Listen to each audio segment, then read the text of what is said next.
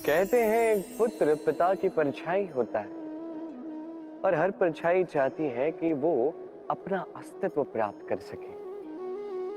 पुत्र चाहता है कि वो अपने पिता की भांति बने या कभी कभी उनसे भी श्रेष्ठ बने, पर इसमें कुछ भी अनुचित नहीं। अनुचित तब हो जाता है जब पुत्र अपने पिता जैसे बनने के स्वप्न को लेकर या उनसे भी श्रेष्ठ बनने के स्वप्न को लेकर अनुचित मार्ग पकड़ लेता है, क्योंकि तत्पश्चात वो ये नहीं चाहता कि वो अपने पिता के गुणों को आत्मसात कर ले। वो बस ये चाहता है कि संसार की दृष्टि में मैं श्रेष्ठ सिद्ध हो जाऊं। ये अनुचित है। संसार में कई सारे लोग इसलिए श्रेष्ठ बनने का प्रयास करते हैं ताकि उनके परिवार के पिता का मान सम्मान बढ़ता रहे। ऐसे भी लोग होते हैं और यही है अंतर उद्देश्य का। स्मरण रखिएगा, यदि आपका उद्देश्य शुभ होगा मार्ग भी शुभ होगा, यदि आपका उद्देश्य अशुभ होगा तो मार्ग भी अशुभ होगा। तो अपने पिता जैसे बनने का प्रयास अवश्य कीजिए, उनसे भी श्रेष्ठ बनने का प्रयास अवश्य कीजिए, किंतु स्मरण रखिएगा आपका संकल्प और आपका उद्देश्य दोनों शुभ होने चाहिए।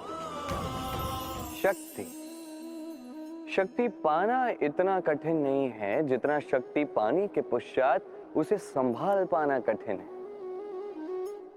क्योंकि जैसे ही मनुष्य शक्ति प्राप्त कर लेता है उसके मन में गर्व आता है, जो अभिमान बनता है, जो हठ बनता है। इसलिए शक्ति प्राप्त करने के साथ ही विनम्र होना अति आवश्यक है। और ये हमें सीखना चाहिए वृक्ष से।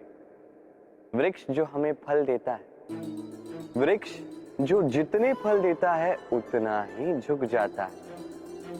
हम पत्थर मारते हैं उस वृक्ष पे फल प्राप्त करने के लिए, उस पत्थर की मार सहकर भी वृक्ष हमें फल ही देता है। कोई गर्व नहीं, कोई अभिमान नहीं, और इसलिए इसी वृक्ष की पूजा की जाती है।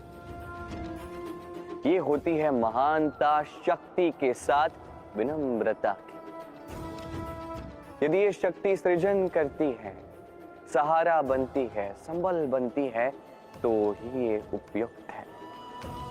अन्यथा ये शक्ति एक दिन आपको अशक्त अवश्य करेगी। तो शक्ति अवश्य प्राप्त कीजिए, किंतु उसके साथ उस शक्ति को संभाल सकने का विवेक भी आपको जागृत करना ही होगा। अहंकार अत्यंत बलशाली होता है। यह अहंकार मनुष्य को कभी झुकने नहीं देता। अद्भुत है, यही अहंकार जो मनुष्य को कभी झुकने नहीं देता, यही उसके पतन का कारण भी बन जाता है। जहां मनुष्य ये सोचने लग जाता है कि केवल वही योग्य है, वहीं से उसका पतन आरंभ है कि नहीं। देखिए, यदि कोई व्यक्ति ऐसा सोचता है कि मैं ये सब कुछ कर सकता हूं, तो ये विश्वास है।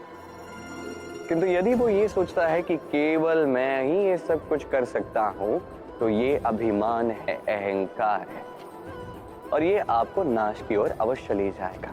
स्मरण रखिए, जब मैं और केवल ये दोनों एक हो जाते हैं, वहां से आपका पतन आरंभ हो ही जाता है। तो आप कभी भी इस अहंकार के चक्रव्यूह में मत फंसिएगा। विश्वास कीजिए स्वयं पर भी, दूसरों पर भी, और स्मरण रखिए विश्वास से ही विश्व की हर एक वस्तु वास करती है। तो इस अहंकार को त्याग दीजिए। मनुष्य अपने जीवन में ईश्वर को बहुत मानता है, उसके लिए क्या कुछ नहीं करता, भिन्न भिन्न नामों से उसे पुकारता है, उसकी पूजा करता है, आराधना करता है। वो जानता है कि ईश्वर उसे शक्ति अवश्य देंगे, उसके सहायक वो अवश्य होंगे। किंतु जब बात की जाए गुरु और ईश्वर की, तो गुरु का मान भी कभी कम नहीं होना चाहिए। क्योंकि सत्य कहूं तो गुरु ही वो सीढ़ी है जिस पे चढ़कर आप ईश्वर तक पहुंचने का मार्ग ढूंढ सकते हैं। वो मार्ग आपको गुरु से ही मिलेगा। गुरु नहीं तो आप ईश्वर को कभी पा नहीं सके। और जीवन में कई बार लक्ष्य से कहीं अधिक महत्वपूर्ण मार्ग होता है। तो इस मार्ग का सम्मान करना सीखिए, अर्थात गुरु का सम्मान करना सीखिए। क्योंकि गुरु ही परमेश्वर होते हैं। आपके जीवन में आपका सच्चा मित्र कौन है? आपका सबसे श्रेष्ठ मित्र कौन है? वो जो समय आने पर आपकी सहायता करता है, या वो जो समय आने पर आपको धन देता है? देखिए, हम मनुष्य हैं, हमारे जीवन में लेन देन चलता ही रहता है, ये हमारे जीवन का भिन्न भाग है। किंतु कई बार ऐसा होता है कि हम उसे ही अपना सच्चा मित्र मान लेते हैं, जो हमें एक बहुमूल्य भेंट देता है कि नहीं? अब आपके जीवन में वो बहुमूल्य भेंट क्या है? वो अमूल्य मित्र कौन है? ये निर्णय आप ही का है। किंतु यदि आप मुझसे पूछें तो मेरे अनुसार स्वर्ण, हीरे, मोती, धन ये बहुमूल्य नहीं है। बहुमूल्य है साथ जब आप अकेले हो, समय जब आपको उसकी आवश्यकता, समर्पण जब आपको विश्वास की आवश्यकता। जो व्यक्ति आपके प्रति ये 3 गुण रखता है, जो आपके कठिन समय में आपका साथ अवश्य देता है, जब आपको आवश्यकता हो आपको समय अवश्य देता है, आपके लिए वो पूर्णतः समर्पित है, तो वही आपका प्रबल मित्र है, वही आपका सच्चा मित्र है। क्योंकि सत्य कहूं तो मित्रता का अर्थ ही है अपने आप को पूर्ण रूप से अर्पित कर देना। तो आपके इस मित्र के लिए अपने प्राण न्योछावर कर दीजिए। मनुष्य जीवन में 3 काम अवश्य करता है, कुछ देता है, कुछ लेता है, तो कुछ त्याग देता है। ये भी सोचता है कि ये करे तो कैसे करे। देने के लिए इतना धन नहीं है, लेने के लिए संसार में इतना स्नेह नहीं है, और त्यागने के लिए जीवन में इतना सुख ही नहीं है, ये कैसे करे।